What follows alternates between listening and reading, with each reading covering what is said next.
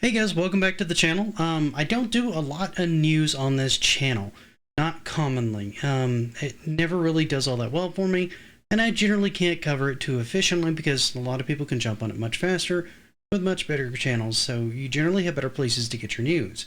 However, this was an interesting enough topic that I thought it would be worth covering on my channel, since it kind of covers new hardware and PC gaming, and I generally try to keep up in the news on things like PC gaming and new technology. So, without further ado, let's go ahead and look at what they have listed currently, Steam Deck. Now, this is a new piece of tech that has just come out, or has just rather been announced to be coming out from Steam, that's in the form factor of the Switch. Now you can see from the design as it kind of rotates around, got dual analog sticks, got your base face buttons, got your triggers on the back. It's got the lower triggers on there to be able to basically hit all the buttons without having to reach the face buttons, just in case you're playing a first-person shooter.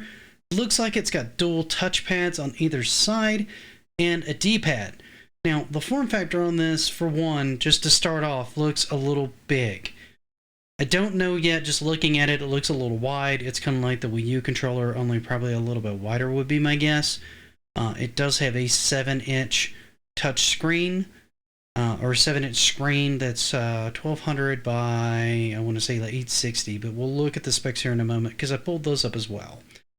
Now, my first critique on this, outside of other issues related to PC gaming, is the touchpads. I'm a little concerned with that placement, at least for me, with the way I hold my hands on a controller, that I'll be touching that pad all the time. I think that's meant so you can move a mouse around a little bit if you need to, but I'm afraid I'll end up just like moving things all over the board while I'm playing this thing. So that's a little bit of a concern. The other is you won't be able to do anything with the hardware. The hardware is what it is, which is fine when you're talking about a console, but when you're talking about a PC-focused product, that becomes a bigger issue. Now, let's scroll down a little bit, look at the price before we dive into the specs.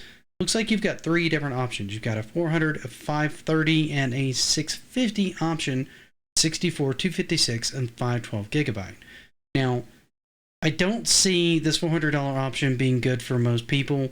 It comes with a carry case, that's okay.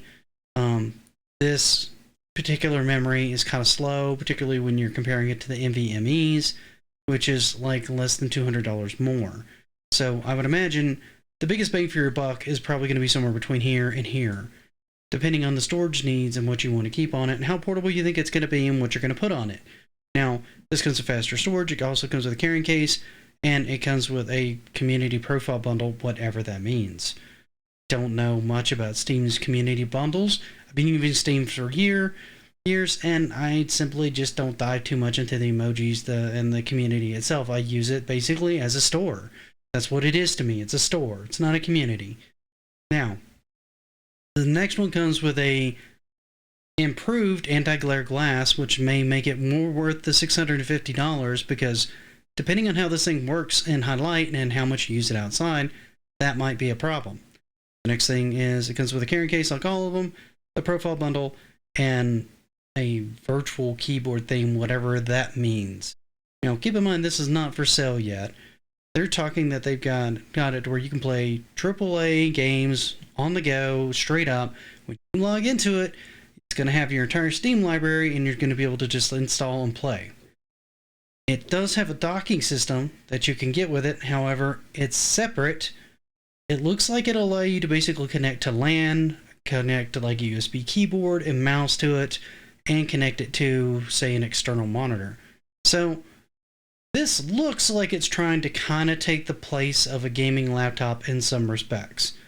So it's sort of a Switch, it's sort of not a Switch. It wants to have that same kind of docking option that the Switch has, where when you plug it in, things will transfer over to your main monitors. You'll have your keyboard, you'll have your mouse, you'll have everything, all the other niceties you'd have of a PC, and then when you're ready to go, you just undock it and you go. That's what it looks like it's going to try to do in theory, is basically emulate the Switch as a PC.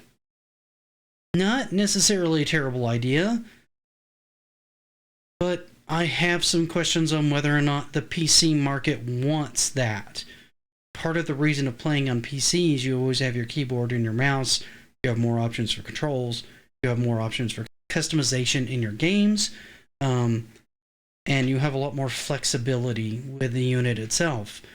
Part of the advantage of a PC is I can do video rendering. I can do actual legitimate work on it. I can browse on it.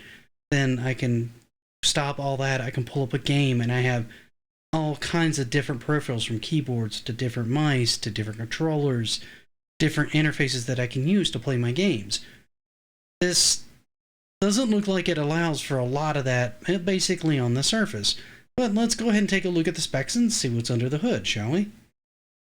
Now, what we're looking at here is the Steam OS. So basically it's going to be using the same thing that the Steam box was using, which I don't remember that selling very well.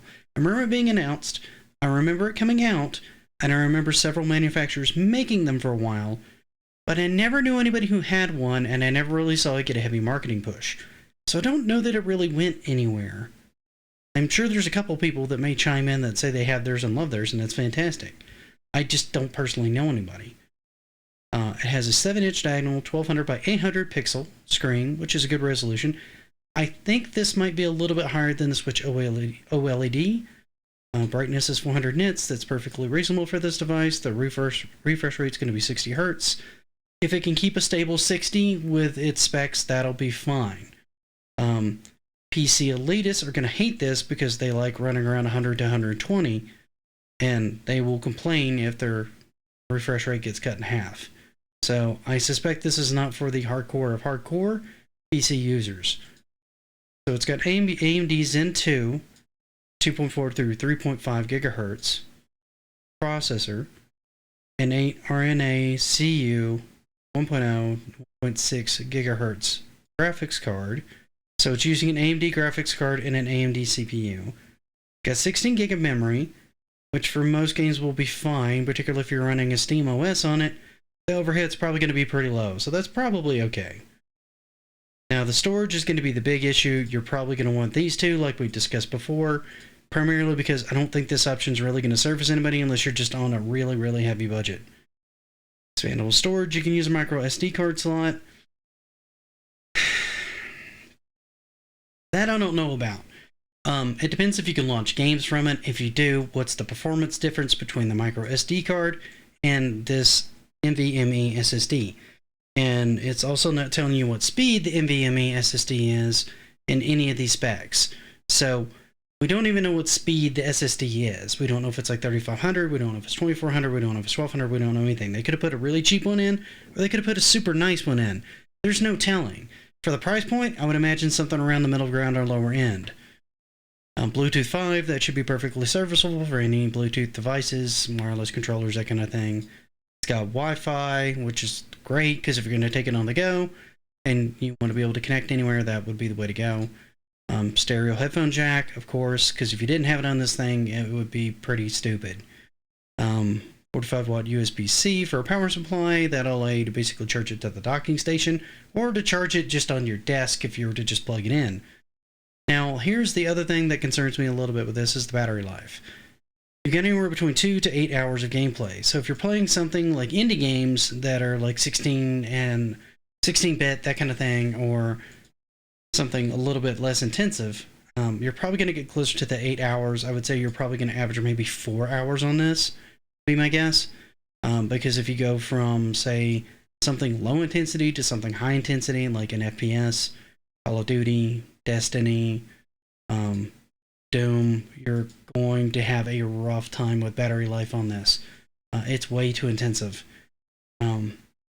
So you're probably going to hit closer to this 2-hour mark if I were to wager that if you're playing remotely. And you're going to want to keep a cable with you, because 2 hours in an FPS is a great little time sink. But you're going to die mid-match. You're just going to run out of battery. It looks like it's pretty light, so that's pretty good. The carrying case looks kind of cool, so that's kind of nice. So my concern with this is primarily, like, where's their headspace as far as the market goes? Because most PC gamers on average, at least speaking for myself, having gamed on PC for years and years, I don't want this out of PC. Quite frankly, this doesn't fit my wheelhouse for PC games. If I want a game that's on the go, I generally pick up my Switch, or I pick up my DS or something like that that's handheld, and I play games that are catered to that experience. Now, it's not to say that you couldn't just load the games that you want for that kind of experience and take those on the go, and in that case, it could be a good companion device. But the question is how much do you spend for that companion device? Because I can tell you right now, I would not want to play something like Doom Eternal, Call of Duty, Destiny. I probably wouldn't even want to play Control on this for the most part, even though Control's on that borderline. Like Hades, I would play on here. Gato Roboto, I'd play on here. And there's a number of other games. Diablo might be okay on here. However, I tend to prefer mouse and keyboard for Diablo personally. That's why I don't have it on a handheld console. And if I wanted it on a console, then I wouldn't have it here. And quite frankly, you won't be able to get Diablo on here because it's Steam only. Titles go on here. So you're not going to have the flexibility of being able to load Blizzard's loader on here and have their games incorporated on here. So you're going to miss that flexibility of having an actual PC where you can have multiple loaders and have multiple types of games loaded on here at any given time. Then there's the fact that even though this thing's coming out, there has been rumors of other competition on this, and this goes back even further, all the way back to Alienware talking about this device in early 2020.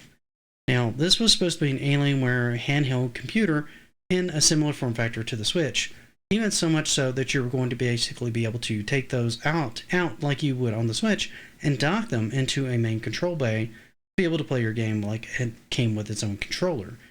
This was a really cool concept when it came out, and I was kind of interested on it, but from the same perspective of wondering kind of what the market was a little bit at the same time, primarily because PC gamers generally don't look for this kind of experience. And if they do want this kind of experience, they'll buy a Switch. And they'll play the games on there. It's not to say it won't have a market. It's not to say that I wouldn't play with one to see how it is. I think I would. But this compares a little bit more in line with something like the Switch than other products that have come out in the market. Basically because it's trying to emulate the Switch, bring it into the PC market, because they think PC gamers want a Switch. That's a PC. I'm not really sure if they do. It's kind of an untapped market because none of these devices have come out yet. It could come out and it could do really well, and it could become just a companion device that most people have that are more mobile on their gaming, and they want to play something, but they also want to have something that they can, say, take on a trip and have part of their library with them while they're on the go. So it's an interesting concept from both developers, both Alienware's concept and the Steam Deck, but I'm not quite sure what it really fits. It seems like it's kind of a niche product, which that's okay. I support multiple niche products. I think sometimes niche products are great. For the market that they fit, that's phenomenal. But this one looks like it's trying to fit into a PC market. And I've never seen PC gamers go, man, I love my PC, but I wish it were a Switch. I don't think I've ever heard a PC gamer utter that in my life. They like that distinction. They like being able to modify and tweak things. They like having multiple loaders. They like the higher resolution.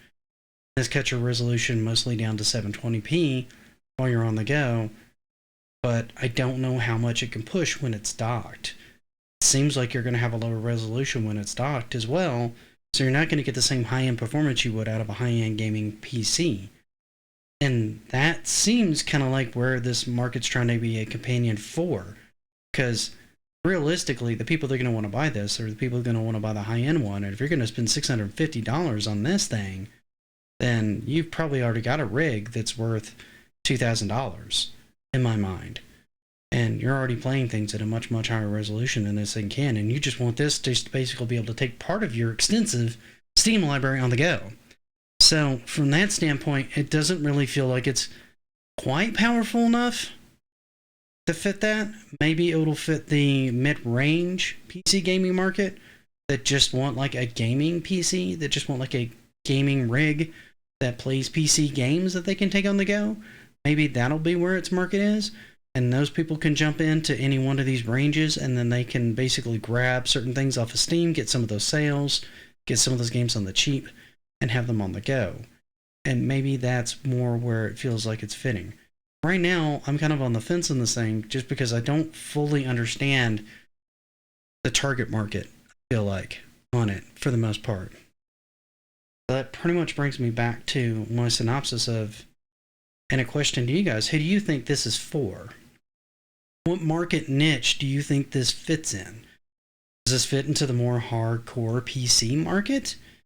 Does it fit more into people that want to dip their toes into PCs, but don't really want to deal with the hassle of a full-on PC? The kind of people that are used to console gaming, but want to start to experience more what PC has without diving into building a computer or buying a computer and dealing with Windows and all the break-fix problems that come into that. Do you think that's where this fits? And if so, which model do you think is probably going to be the most popular? I mean, I would lean towards the middle one because that's usually like the safe bet, because it comes with the NVMe and 256 gigabytes of storage, which is enough to store a decent amount of games, but not as much as, like, say, a PS5 or an Xbox Series X. Or even a Series S, I don't think. Don't even think it has as much storage as one of those.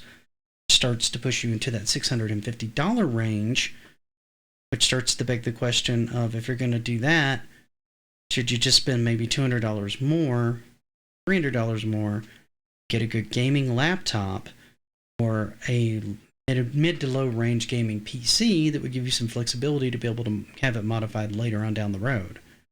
And if that's the case, would you still want this? I don't know. It's just food for thought. It's kind of a cool device that I thought it would be interesting to talk about, kind of get your guys' thoughts on it. So let me know what you guys think in the comments. Feel free to like and subscribe if you enjoyed this video, if you like this content, if you like some of my other content, which is kind of like all over the board. I understand. I'm kind of hard sell that way. But hopefully you guys enjoyed this. It was informative, and it was a little bit thought-provoking as far as like what's coming out on the market and really realistically what it's for. Until next time, happy gaming.